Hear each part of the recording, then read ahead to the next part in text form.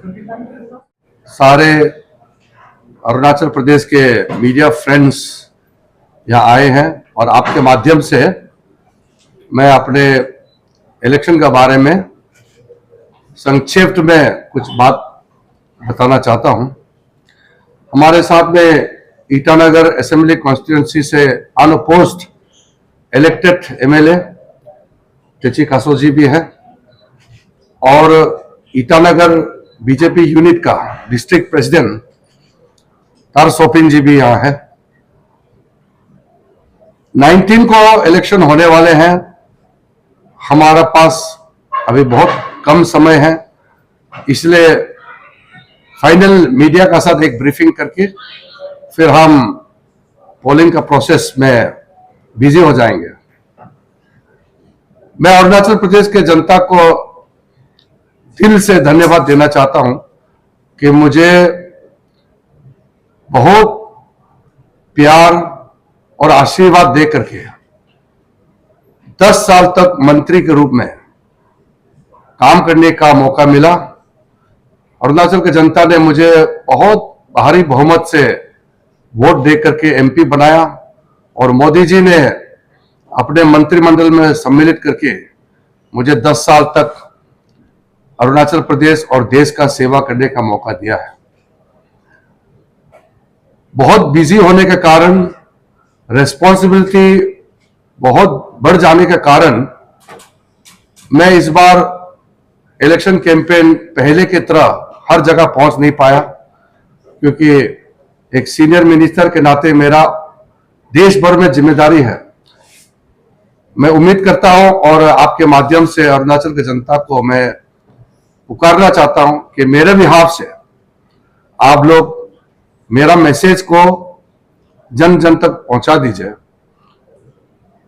बहुत सारा senior ministers तो मुश्किल से एक मीटिंग या 2 मीटिंग ही कर पाते हैं अपने जो लोकसभा क्षेत्र में, लेकिन मैंने इस बार 3 मीटिंग अटेंड कर चुका है। मेरे कॉन्स्टिट्यूंसी में सब जगह नहीं पहुंचा, इसलिए 3 जगह मेरा मीटिंग हो पाया। बाकी मीडिया के माध्यम से, सोशल मीडिया के माध्यम से लोगों तक मेरा आवाज पहुंचेगा और मेरे बिहाफ से जनता को मेरा बात बता करके फिर मुझे आशीर्वाद देगा, ऐसा मैं अनुरोध करना चाहता हूं। 10 साल मंत्री बनने के बाद मैं ये कह सकता हूं कि अरुणाचल प्रदेश मेरे मंत्री बनने से पहले देश में और भारत सरकार की नजर में कोई बड़ा एक प्रायोरिटी के रूप में दिखाई नहीं देता था। अरुणाचल एक प्रायोरिटी स्टेट नहीं था, उसको 10 साल में मोदी जी का आशीर्वाद से एक प्रायोरिटी स्टेट बन गया है। पिछले 60 साल यानी कि 60 इयर्स में जितना मदद अरुणाचल प्रदेश को केंद्र सरकार से मिला है, उससे ज्यादा सिर्फ ये 10 साल के मेरे कार्यकाल में अरुणाचल प्रदेश को मिला है। पहले लोग बोलते थे रोड चाहिए, एयरपोर्ट चाहिए, रेलवे चाहिए, लेकिन सिर्फ प्लानिंग होता था, बन नहीं पाया। लेकिन ये 10 साल के अंदर में हमने एयरपोर्ट का नया जगह चॉइस करके एयरपोर्ट भी चालू कर दिया। आप सबको मालूम है 2008 में यूपीए सरकार के समय में होम मिनिस्टर आकर के कारसिंगसा में फाउंडेशन लगाया था, लेकिन कोई प्लानिंग नहीं था, बजट एलोकेशन नहीं था, कुछ भी नहीं था, टेक्निकल क्लियरेंस तक नहीं था। 2014 के बाद में नया एयरपोर्ट मोदी जी का आशीर्वाद से बनाया। ईटानगर से जो हमारा कैपिटल रीजन का हिसाब से नाहरलगुन टू दिल्ली का और गुवाहाटी का इंटरसिटी कनेक्टिविटी ट्रेन चलवाया। मेडिकल कॉलेज, कितने सालों से अरुणाचल का सपना था कि मेडिकल कॉलेज होना है। हमने मेडिकल कॉलेज का फंड मोदी जी का आशीर्वाद से दे करके चालू कराया और अब मेडिकल कॉलेज फुल फ्लेश चल रहा है। इस तरीके से फिल्म टेलीविजन इंस्टीट्यूट, एनडीआरएफ का इंस्टीट्यूट, अरुणाचल बॉर्डर में 43 नया बॉर्डर आउटपोस्ट, उसके बाद में यहाँ अरुण प्रभा करके अलग से एक डेडिकेटेड दूरदर्शन का चैनल, एनआईटी, इस तरह का कई सेंटर्स, फिर आयुर्वेदिक और ट्रेडिशनल मेडिसिन का हॉस्पिटल, सिर्फ नहीं पूरा मेडिकल कॉलेज आयुर्वेदिक का पासीघाट में, इस तरीके से जगह जगह में कई सारा प्रोग्राम्स और प्रोजेक्ट्स हमने चलाया। मेरा स्पोर्ट्स मंत्री रहते समय टोटल 54 स्पोर्ट्स का total multipurpose projects Arunachal Pradesh को दिया। 60 इयर्स में एक भी प्रोजेक्ट सैंक्शन नहीं हुआ। मेरे टेन्योर में 54 स्पोर्ट्स स्कीम सैंक्शन हुआ और एक बहुत बड़ा national centre for sports excellence जो ओलंपिक्स, एशियन गेम्स और वर्ल्ड चैंपियनशिप के लिए तैयारी करता है, उसका सेंटर ईटानगर में खोला। इसी प्रकार से कई बॉर्डर एरिया से लेकर के ईटानगर तक का हमने नई व्यवस्था शुरू किया। आज सारा अरुणाचल का बॉर्डर एरिया रोड से कनेक्ट हो चुका है। मैक्सिमम विलेज में 4G कनेक्टिविटी हो चुका है। लगभग हर एक गांव में पीने का पानी पहुंच चुका है। हर एक घर में पाइप पहुंचा है और हर एक घर में पानी पहुंचा है। LPG गैस कनेक्शन दिया है और साथ साथ में सबको फ्री चावल हर एक गरीब के घर में पहुंचाया है। इलेक्ट्रिसिटी पहुंचाया है सौभाग्य के स्कीम के मुताबिक। महिलाओं को मातृवंदना योजना के तहत प्रेगनेंसी के समय में मदद देने का काम किया। किसानों के लिए अकाउंट में पैसा डलवा करके हमने मदद किया। इसी प्रकार से हर एक सेक्शन समाज के जो भी है सबको हम लोगों ने मदद पहुंचाया है। जीवन आसान करने के लिए बहुत कुछ स्कीम है। मैं पूरा स्कीम को गिनती करके नहीं बोलना चाहता हूं, लेकिन जो मैनिफेस्टो प्राइम मिनिस्टर ने लॉन्च किया है, जिसको हम संकल्प पत्र कहते हैं, यानी कि बीजेपी पार्टी का रेजोल्यूशन, हमारा संकल्प पत्र, हमारा कमिटमेंट है और पूरा हम करते आया है और आगे का भी संकल्प पत्र जारी किया है। उस संकल्प पत्र में युवाओं के लिए, महिलाओं के लिए, फार्मर्स के लिए, गरीबों के लिए, गरीब का घर बना देने के लिए, गरीबों के लिए बेसिक सुविधा देने के लिए सारा डिटेल्स हमारा संकल्प पत्र में मौजूद है। तो अगले मेरा टर्म में मोदी जी का तीसरे टर्म जो प्राइम मिनिस्टर बनेंगे, उसमें मेरा जो कमिटमेंट रहेगा वो मैं जगह जगह लोगों को बताया है और आज तक जितना मदद, जितना काम हमने किया है अरुणाचल प्रदेश के लिए, मैं आने वाला दिनों में उससे भी डबल और ज्यादा काम करके हमारा अरुणाचल प्रदेश को विदिन 7-8 इयर्स, 9 साल के अंदर में, 7, 8, 9, 10 साल, इतना पीरियड में पर कैपिटा इनकम में अरुणाचल को one of the highest top 3 पहुंचाने का हमारा संकल्प है। हमारा पॉपुलेशन कम है, इसलिए बड़ा स्टेट का साथ टोटल जीडीपी कंपेयर नहीं कर सकता है, लेकिन पर कैपिटा में हम देश का टॉप 3 तक पहुंचाने के लिए पूरा प्रतिबद्ध है। पेमा खांडू जी का नेतृत्व में यहाँ बहुत अच्छा स्कीम इंप्लीमेंटेशन और बाकी जो काम चल रहा है उसको बल देने के लिए मोदी जी का आशीर्वाद से मैं ब्रिज का काम करूंगा। स्टेट और सेंटर के बीच में हमेशा मैं काम करता हूं। पहले की तरह हमारा यहाँ का मिनिस्टर, एमएलए, ऑफिसर दिल्ली में तड़पने का जरूरत नहीं, घूस देने का जरूरत नहीं, वहां दिल्ली का ऑफिसर को पैसा देकर के स्कीम लाने का जरूरत नहीं है। अभी मोदी जी का आशीर्वाद से पूरा ट्रांसपेरेंटली मैं इन्वॉल्व रहता हूं और स्कीम सारा सैंक्शन करके देता हूं। और साथ साथ में अरुणाचल के वासियों को मैं कमिटमेंट देता हूं कि दिल्ली में जब तक हम हैं, कोई अरुणाचल को वहां तंग नहीं कर सकता है, परेशानी नहीं कर सकता है। सारा स्कीम आराम से सैंक्शन हो जाएगा, मेरे कमिटमेंट है। मैं आप लोग से 1-2 सवाल लेने के लिए तैयार हूं, आप लोग पूछिए, फिर मैं जवाब दूंगा।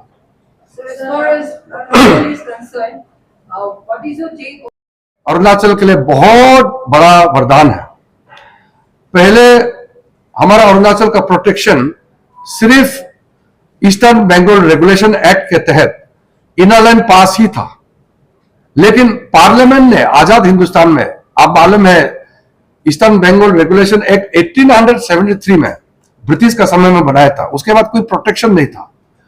सीए आने के बाद अब कोई भी फॉरेनर्स, कोई भी रेफ्यूजी अरुणाचल में हमेशा के लिए बंद कर दिया है। उनका कोई यहां सिटीजनशिप का स्टेटस नहीं मिलेगा। सीएए में क्लियरली लिखा है जो भी रेफ्यूजी पाकिस्तान, बांग्लादेश, अफगानिस्तान से जो भी आता है वो देश का सिटीजनशिप तो बन जाएगा, लेकिन अरुणाचल प्रदेश में नहीं बन पाएगा। ये कानून हो चुका है सीएए का वजह से, बहुत बड़ा ब्लेसिंग हो गया। अगर सीएए पहले होता तो 1964 से 70 के बीच में जो चकमा हाजोंग रेफ्यूजी अरुणाचल में आया वो कभी भी नहीं आना था। उस समय हमारे पास कोई प्रोटेक्टिव कानून नहीं था, इसलिए उस समय जितना चकमा हाजोंग आया उनको अब देश का सिटीजनशिप मिल जाने से भी अरुणाचल प्रदेश का परमानेंट रेसिडेंट का सर्टिफिकेट और अरुणाचल का बन करके कभी भी सिटीजनशिप नहीं ले सकता है, क्योंकि सीएए कानून आ गया है। इसलिए हमने चकमा हाजोंग को हाथ जोड़ करके बता दिया है कि सीएए कानून लाया है, एक दिन आपको अरुणाचल छोड़ के जाना होगा। कहीं भी आपका व्यवस्था के लिए भारत सरकार मदद करेंगे, आप अरुणाचल छोड़ के जाना होगा। और अरुणाचल में जब तक आप है, आप टेम्पररी होगा, आप यहाँ पे हमारे गेस्ट की तरह रहेंगे, मगर कभी भी आप अरुणाचल का परमानेंट रेसिडेंट और सिटीजन नहीं बन सकता है। तो सीएए अरुणाचल के लिए बहुत बड़ा ब्लेसिंग है। सर, आपने रिलोकेशन के बारे में बहुत रिलोकेशन के लिए हमने असम सरकार से भी बात किया है और बहुत लोगों से बात किया है। अब आइडेंटिफाई करने से पहले अगर हम ज्यादा बात करेंगे तो फिर वो इश्यू बन जाएगा बोल के हम लोगों ने साइलेंटली ये काम किया है। लेकिन आप लोग जो पूछ ही रहे हैं तो आप, इसलिए मैं ये इंडिकेशन दे रहा हूं। असम सरकार से हमने बात किया है कि वो आइडेंटिफाई करें, असम के कोई जगह में मदद करें। असम और अरुणाचल हम सब भाई भाई है, तो आप हमारा मदद करें। असम में भी प्रेशर तो है, हम जानते हैं, लेकिन असम के मुख्यमंत्री हिमंत बिस्वा शर्मा जी से भी बात किया। होम मिनिस्टर अमित शाह जी ने भी बात किया है कि किसी तरह से कहीं जगह ढूंढ के चकमा हाजोंग को सेटल कराने में हमारा मदद करें, और रीसेटलमेंट के लिए जो भी संभव मदद हम भी करेंगे। लेकिन अरुणाचल से एक दिन ना एक दिन जाना पड़ेगा, ये हमने कमिटमेंट दे चुके हैं और ये परमानेंट और कानून भी बन गया है, इसलिए एक दिन उसको जाना ही पड़ेगा। सर, यहाँ के लोगों का बहुत हाई एक्सपेक्टेशन है रिगार्डिंग ट्रांसपोर्टेशन को लेकर, जैसे आपने ऑलरेडी कह दिया, लेकिन सर सवाल रहेगा कि जस्ट इन केस अगर इस बार आप जीतते हो, फिर से नेशनल लेवल में अरुणाचल को रिप्रेजेंट करते हो, तो क्या इस बार जो 5 सालों में लास्ट सेशन में भी आपकी तरफ से एश्योरेंस दिया गया है? हमने अभी लगभग 3 साल से ट्राई कर रहे हैं, कुछ कुछ प्रोविजनल जगह भी आइडेंटिफाई किया है, लेकिन वहां क्योंकि जहां एरिया एलोकेट करेगा वहां भी तो लोकल आदमी है, तो उनका भी रेजिस्टेंस होता है, तो वहां भी कुछ पैकेज वर्कआउट करना पड़ेगा। इसलिए चकमा हाजोंग को जैसे बाहर से जो आया है, Christians, Hindus, Buddhist, Jain, Parsi, ये जो माइनॉरिटी है पाकिस्तान, बांग्लादेश, अफगानिस्तान से, सबके लिए कहीं ना कहीं जब आइडेंटिफाई हो जाएगा हम लोग भी मदद करेंगे, तो उनको जाने के लिए हम रिक्वेस्ट करेंगे। कुछ चकमा लोग एग्री भी किए हैं, कुछ लोग रेजिस्ट कर रहे हैं, लेकिन कानून बन गया है। अब अरुणाचल में बैठ के तो सिटीजनशिप तो मिलेगा नहीं, ये तो देश का कानून बन गया है। तो हम भी चाहते हैं कि चकमा हाजोंग कहीं भी रहे, प्रॉपर इंडियन सिटीजनशिप लेके बैठे, लेकिन अरुणाचल में नहीं बैठना चाहिए। क्या है कि यहाँ एक मिस कैंपेन होता है। मैंने पार्लियामेंट में बिल पास होने के बाद बताया कि पार्लियामेंट में कानून बनाने के बाद चकमा हाजोंग को सिटीजनशिप मिल जाएगा, लेकिन अरुणाचल में नहीं।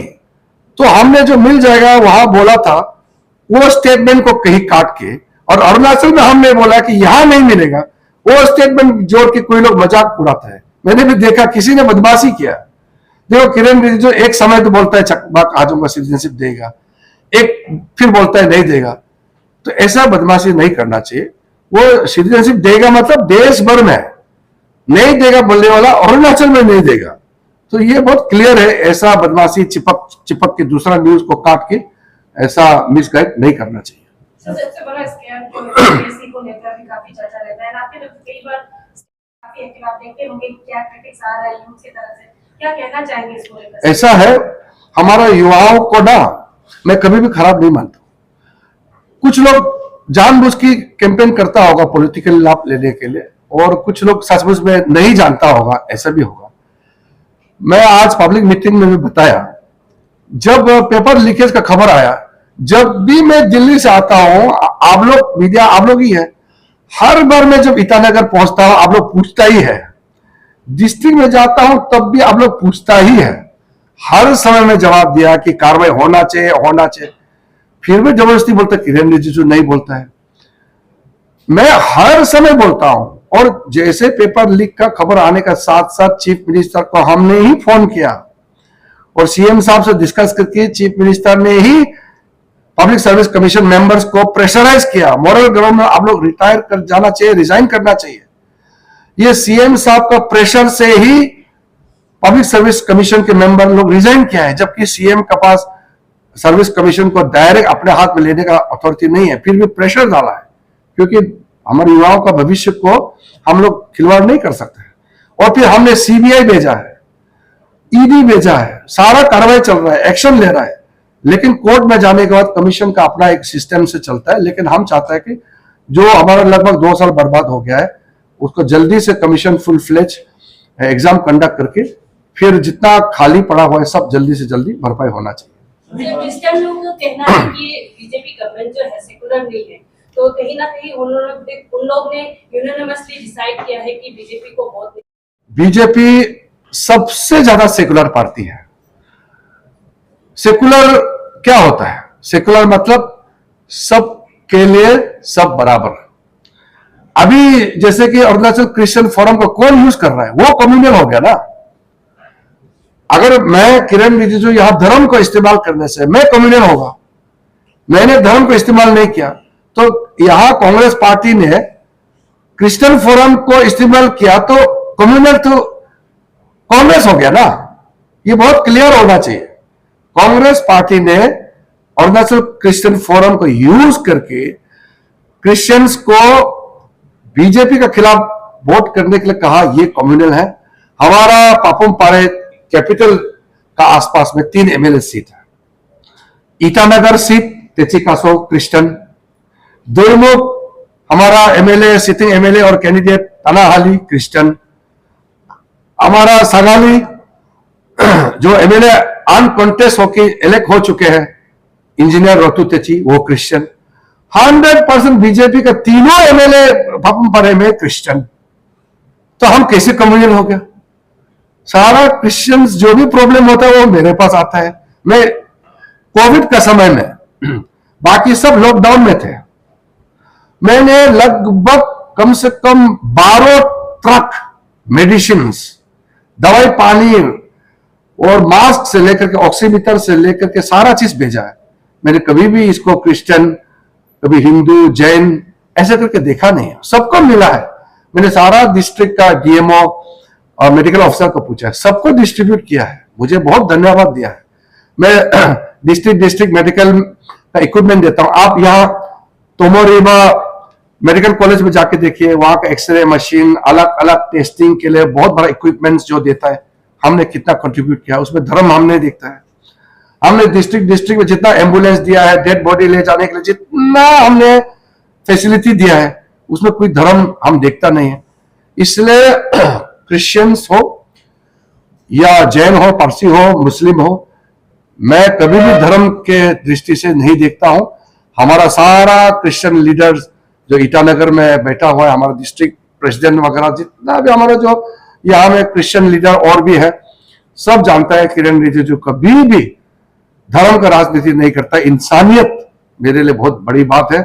इसलिए अरुणाचल क्रिश्चियन फोरम ने जो सर्कुलर भेजा है उसको बहुत सारा क्रिश्चियंस लोगों ने बहुत उसको विरोध किया है कि एक अच्छा इंसान का खिलाफ धर्म को इस्तेमाल करके अपना एमपी एमएलए बनने के लिए इस्तेमाल किया है, ये गलत है। बहुत लोगों ने इसका विरोध किया है और मेरे ताकत, क्रिश्चियंस लोगों का पूरा ताकत मेरा पीछे है, इसलिए इस बार बहुत भारी सपोर्ट और समर्थन मुझे मिल रहा है। Yes, Arunachal share international borders with China.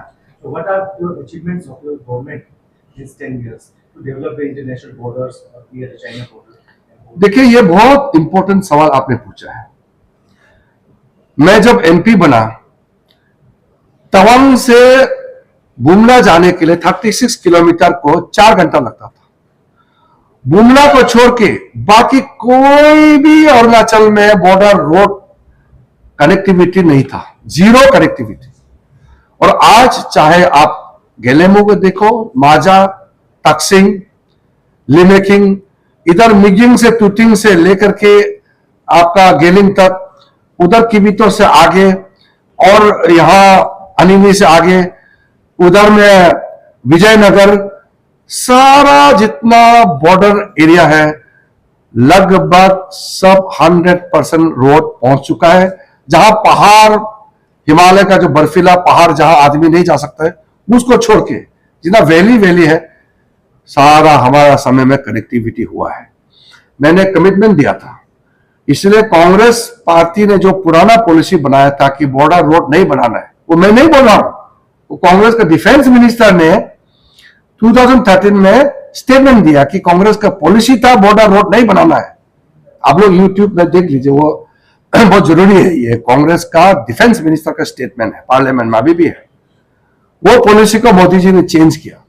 अभी हमारा जितना बॉर्डर विलेज है वो इंडिया का फर्स्ट विलेज हो गया। वाइब्रेंट विलेज प्रोग्राम चला करके मोदी जी ने, अब अगले बार जब मैं नेक्स्ट इलेक्शन समय में जो 5 साल हो जाएगा, आपको 100% सेचुरेशन हो चुका होगा अरुणाचल का। जितना बॉर्डर रोड अभी रोड बन गया, उसमें basic medical facility, education facility और खेती बाड़ी का फैसिलिटी से लेकर के छोटा छोटा जो प्रोडक्शन यूनिट वगैरह, सेल्फ सफिशिएंट, सेल्फ कंजम्पशन के लिए, ये सब भी हो जाएगा। और अरुणाचल का मेरा जो सपना है, फ्रंटियर हाईवे का सपना, मैंने 2004 में देखा था। अभी मैं आपको बताते हुए बहुत अच्छा लग रहा है। ये इलेक्शन डिक्लेयर होने से पहले लगभग 25,000 करोड़ वेस्ट कामेंग नफरा से लेकर के, नफरा से लदा से साचुंग होते हुए बामेंग, बामेंग से केनेवा, केनेवा से सवा मतलब ये जो चाइंग का जो एरिया है, वहां से सीधा कोलोरियम सारली, सारली से दामिन कनेक्टिविटी जो हो चुका, उसको लिंक करते हुए दामिन से वो हाईवे पारसी पार्लो से ताली, ताली से चेतम होते हुए महंगा मंदिर के नीचे से तालिहा, तालिहा से 2 फ्रंट ये डिवाइड होगा, एक तत्व जाएगा, आगे सियुम से मेचुका, फिर नीचे मोनीगांव को जुड़ते हुए, फिर मोलो से पायुम होते हुए मिगिंग, मिगिंग से तूतिंग होकर के वहां सिंगा, सिंगा से अनेली, अनेली से हाइलुंग होते हुए पूरा ये हवाई से सामने से लेते हुए ये विजयनगर तक जाएगा। इंडिया का सबसे बड़ा, सबसे कठिन, सबसे एम्बिशियस नेशनल हाईवे, जिसका नाम होगा फ्रंटियर हाईवे। ये सपना पूरा लगभग हो गया, सोच लो, क्योंकि सैंक्शन हो गया। अभी टेंडर का प्रोसेस शुरू हो जाएगा और अगले साल तक लगभग बन के तैयार हो जाएगा। इतना बड़ा हाईवे सिर्फ इंडिया में नहीं, दुनिया में, चाइना में 1-2 प्रोजेक्ट है, उसको छोड़ के दुनिया में इतना बड़ा हाईवे प्रोजेक्ट कहीं नहीं बना। ये मोदी जी का आशीर्वाद से मेरा जो इतना साल का सपना था, पूरा फ्रंटियर हाईवे अब शुरू हो गया है। ये अरुणाचल प्रदेश के लिए बहुत बड़ा है और ये हमारे लिए फक्र के बाद इतना प्रोजेक्ट, बड़ा प्रोजेक्ट हमारा स्टेट में होने जा रहा है। तो सारा बॉर्डर का बोलने से बहुत ज्यादा बोल सकता है, लेकिन संक्षेप में इतना है कि हमारा चाहे वो इंडस्ट्रियल कॉरिडोर हो, असम अरुणाचल बॉर्डर, चाहे बीच का ट्रांस अरुणाचल हाईवे हो या बॉर्डर का फ्रंटियर हाईवे हो, ये सारा जो हमारा इतना बड़ा सपना था इतने सालों से, ये सारा अब प्रोग्रेस हो रहा है। सर, अपने अपने सपने फुलफिल करते हुए from Arunachal Ways, what will be your new promises to the Arunachal? मेरा प्रॉमिस मैंने अभी बताया कि अगले कुछ सालों के अंदर में अरुणाचल प्रदेश का जीडीपी पर कैपिटा, माने हर एक आदमी का पास इतना काम और इनकम होना चाहिए कि इंडिया का पर कैपिटा रिचेस्ट स्टेट बनने का क्षमता है, वो बनाएंगे। रोड, बिजली, पानी, घर, 4G नेटवर्क, बेसिक चीज है, ये मेरा इस टेन्योर में लगभग हो चुका है।